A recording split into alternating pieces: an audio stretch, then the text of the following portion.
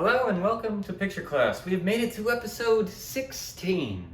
Following our thread from last week, we are going with Paul Schrader as he leads us to the 1980s with American Gigolo and Thief on our Jerry Bruckheimer Double Feature.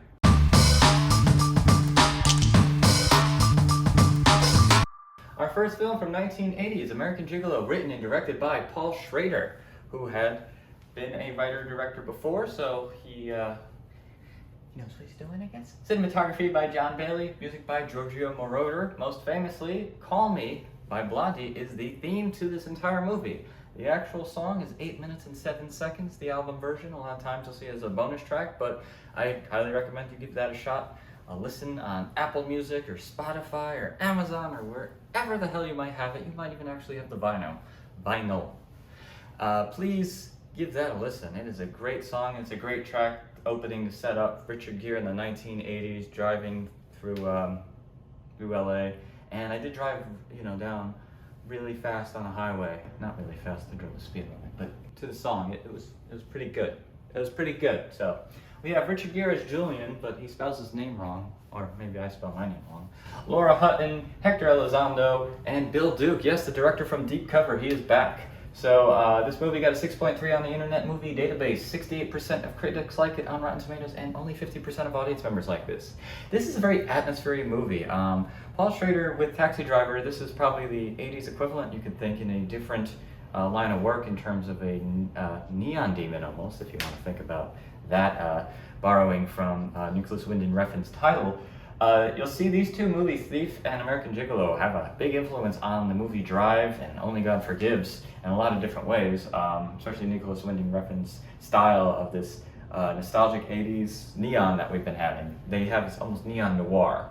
So this movie deals with high-class escort Richard Gere, who not the most likable guy. He's kind of full of himself, and he has all the things that you could want in terms of, he has a lot of finances. I mean, his finances are good, he likes where he lives, he likes high-class stuff, and he just entertains older women and gives them what they want. He takes pleasure in giving pleasure, yet he retains none for himself. He's just a very unhappy person with his lifestyle, and his pimp gets him into some trouble when he has to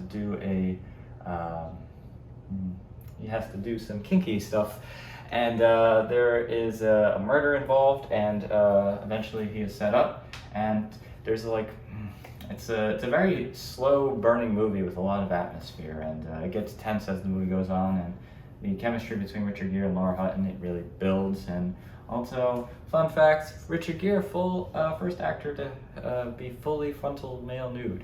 First Hollywood actor. Next, Jerry Bruckheimer produced this, so then he produced 1981's Thief, directed by first-time film director Michael Mann. He had done television films, he had done The Jericho Mile, and he produced Miami Vice.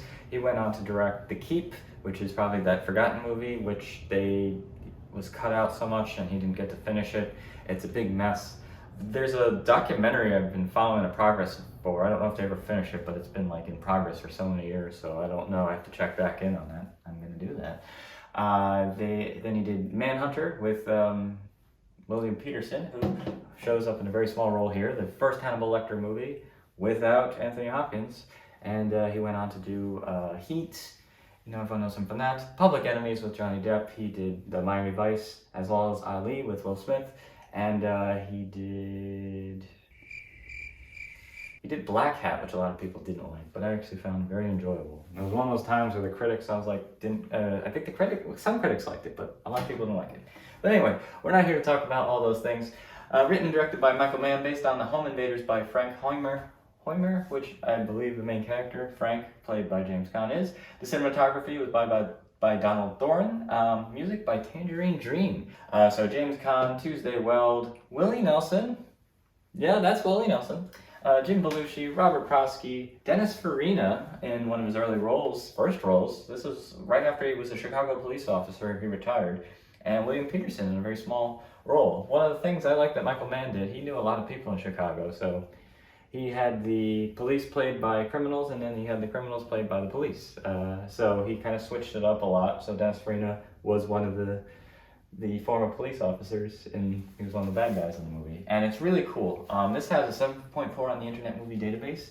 94% of critics really like this movie, and 81% of audiences like it. If you could think of Drive in the 1980s with James Caan as a thief, and a lot more personality.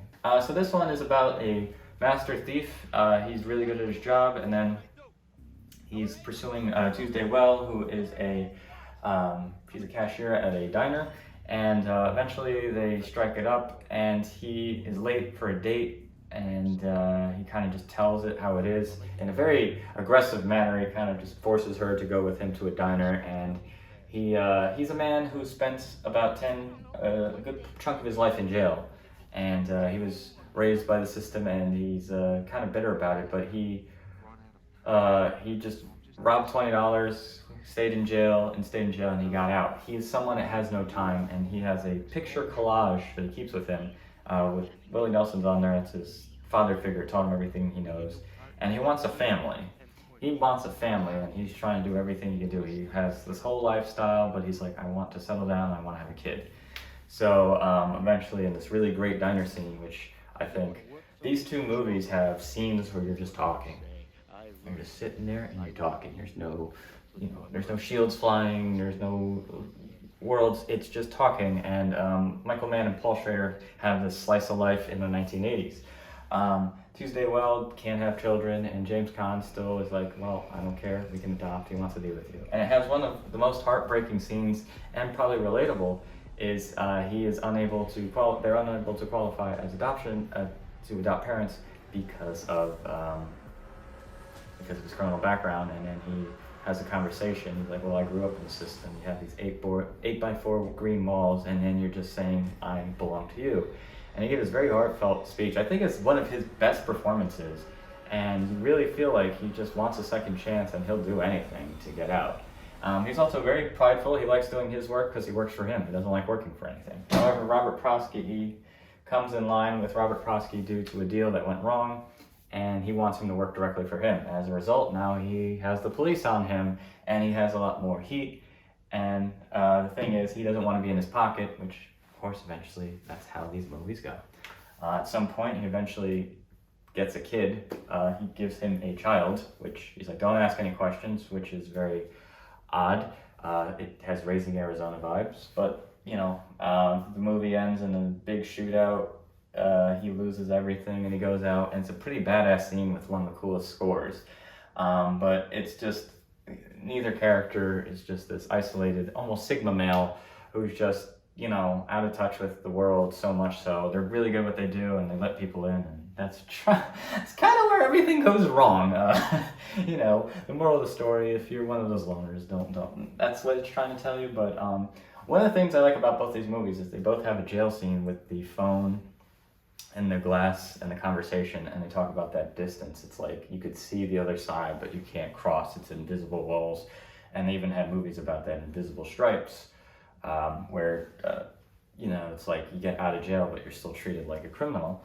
And the scene with Willie Nelson and James Caan, as well as Laura Hunt and Richard Gere, when they're talking, you just see it's like all they want to do is be closer together. Like, it's his father figure, and it's odd because you see how happy Willie Nelson is being so close, and it's a physical touch thing, I think, and it's very interesting. It just tells you what it can do. This movie deals a lot more. These movies deal a lot with atmosphere. There's like a 10-minute heist scene in here, and then there's a lot of talking scenes, but it takes its time. They're about 2 hours each, and they're products of their time. Not everything dates well. Some of the things like, wow, they used to do that. But what I like is they have kind of a cyan push or blue push on both of them. Thief, if you see this version on Tubi or Pluto TV, I believe it's not the director's cut. Not that there's much difference, but he changed the color grading for the director's cut, as well as added just a few snippets of scenes here and there. Michael Mann constantly edits his movies. I think there's at least 3 or 4 versions of Ali, and you'd have to find them. He has a few versions of Black Hat. Manhunter has different cuts. This has different cuts. He'll make just such specific trims, and you're just like, wait, what? It's like he'll take a second off. He's like, that second was driving him nuts. So I feel Michael Mann always works on his films. What's so cool about these movies is they really work well together, as well as the thief, male escort, and it's this underground society, and gets you into different worlds. But they're still people at the end of the day, and especially this movie, I think it's. I watch it and I'm like, well, I didn't love it, but like I like the atmosphere and I really like the music. The music by Giorgio Moroder is excellent, but it's not a feel-good movie. This movie, Thief, I've known for longer and I do like a little bit better. This movie just it's like Drive with a guy with a little more personality, but it's a little more realistic. Not that any of these movies are going on realism. Don't say realism in film unless you're talking about realism. What? Okay. But I like Jerry Bruckheimer. Between the two movies, you got two really great filmmakers at the early parts of their career. Still earlier for Michael Mann had experience, as well as Paul Schrader, but they're coming into their own, as well as the writer-director. Like, they are fully auteurs of these movies. They're both great. I give them a shot if you like Drive or you like movies like that, but a little more in the time period that they're influenced by. So yeah, give us a like, give us a share. Give us a comment, give us something. Find us on TikTok at Quality Attempted. Find us on Instagram at Quality Attempted. You can email me at julian@qualityattempted.com. It's on the other side. I'm going to tell you in just a sec what's going to happen next week. Next week on Picture Class, we're going to do animated foxes. Or is it foxes? ES or XS? Does it matter? I don't know. If you do it this, you're a creative genius. If you do this, that's how it's supposed to be. What is it? I'm kidding. We're doing Fantastic Mr. Fox, directed by Wes Anderson from 2009, and Disney's Robin Hood from 1973, which is directed by Wolfgang. Is it Wolfgang? Something. I think it's Wolfgang. I'll know by next time. Julian@qualityattempted.com. If you have questions, comments, like to get some post-it notes, we have post-it notes. We're working on more merchandise. Always check the back.